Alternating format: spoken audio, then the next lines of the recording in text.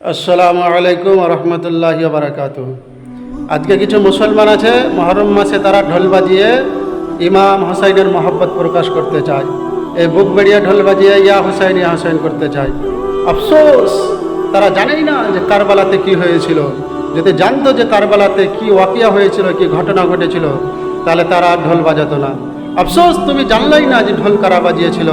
আর আহলে বাইয়াতকে ইমাম হুসাইনকে কারবালার মধ্যে শহীদ করে ইয়াজিদের দলেরা তারা ঢোল বাজিয়েছিল। আর আজকে তুমি ইয়াজিদের দল বাহিনীদের মতন ঢোল তাবলা বাজিয়ে ইমাম হুসাইনের মহব্বত করছো, ইয়া হুসাইন। আফসোস, তোমার এই মহব্বত কোনো কাজে আসবে না।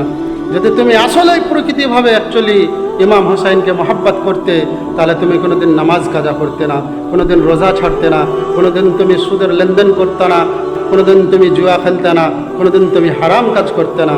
আফসোস, তুমি জানলাই না যে কারবালাতে কি হয়েছিল।